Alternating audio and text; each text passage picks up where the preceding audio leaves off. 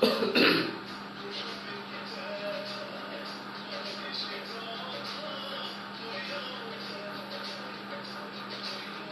আলাইকুম। আজকে আমার কিছু কথা আছে। বিষয়টা হচ্ছে কি, সেই কথাটা হচ্ছে কি, কিছু কিছু মানুষের কথা কাজে লাগে। মুরব্বীরা কিছু কিছু কথা বলে গেছে, সেগুলো কথা কিন্তু আসলেও কাজে লাগে। হয়তোবা আমরা প্রথমে বুঝতে পারি না, কিন্তু যখন আমাদের সেই ক্ষতিটা হয় তখন আমরা বুঝতে পারছি। তেমন বিষয়টা হচ্ছে কি, একজন পাগল রাস্তার ভিতরে বালু মাপতেছে। তো বালু মাপার সময় একজন লোক সেখান দিয়ে যাচ্ছে আর কি। সে মানে শ্বশুরবাড়ি যাবে, সে সেখান দিয়েই যাচ্ছে, দেখে পাগলটা বালি মাপতেছে। তো বালু এইদিকে মাপে, একবার এইদিকে মাপে, একবার ভালায় দেয়, আবার মাপে। তো উনি জিজ্ঞেস করছে, আপনি এরকম বালু মাপছেন, তা আপনি এরকম কি মাপেন এগুলো? তো এক কথা দুই কথাই এই পাগলটি বলছে যে আমি মানুষের রিজিক মাপতেছি, বা রিজিক এরকম আমি মাপি আর কি। তো উনি বলছে যে আচ্ছা বলেন তো, আমার রিজিকে কি আছে? তো পাগলটি বলছে যে আপনার রিজিকে আজকে আপনি ভাত খাবেন না, আপনার কোনো খাবার নেই।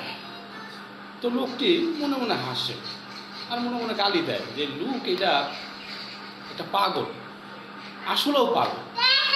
সে আমাকে বলছে আমার নাকি মানে রিজিক নাই, অথচ আমি শ্বশুর বাড়ি যাচ্ছি, সেখানে গেলেই আমাকে নানান ধরনের খাবার দিবে, নানান ধরনের কত কি আয়োজন।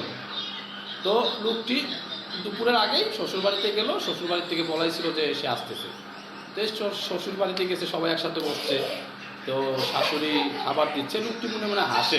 মানে ওই যে বিষয়টা যে শালা পাগলে কি বলে, তো এই বিষয় নিয়ে সে হাসতেছে। এখন শাশুড়ি ওটা মাইন্ডে লাগছে।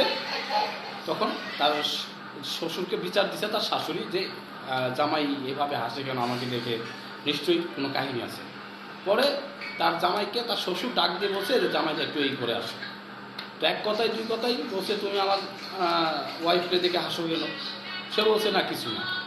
তো এইভাবেই এক কথায় দুই কথাই রাগান্বিত হয়ে শ্বশুর জামাইকে দুটো থাপ্পড় মারছে এবং কি বাসা থেকে বের করে দিছে।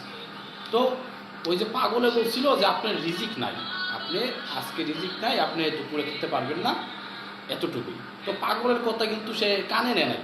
সে বলছে যে দূর, পাগলে কি কয় আর ছাগলে কি না খায়, সে কথাটা উড়ায় দিছে। তো কিছু কিছু ক্ষেত্রে আজকের যে পরিস্থিতি, সব কিছু মানুষ, কিছু কিছু মানুষ যারা মুরব্বীরা কথা বলে তাদেরকে সম্মান দিয়ে শ্রদ্ধা দিয়ে তাদের কথা মেনে নিতে হয়। কারণ তারা কিছু বললে সেটা মানলে আপনার উপকার হয়, ক্ষতি হয়। তো আজকের রাজনীতিও এরকম, অনেক কথা রাজনীতির ময়দানে অনেকেই অনেক কিছু বলে কিন্তু মানে না। তো না মানার কারণে কিন্তু তাদেরই ক্ষতি হয়। এই আর কি, এই কথাটা মনে পড়লো তাই বললাম, এতটুকুই বললাম আর কি।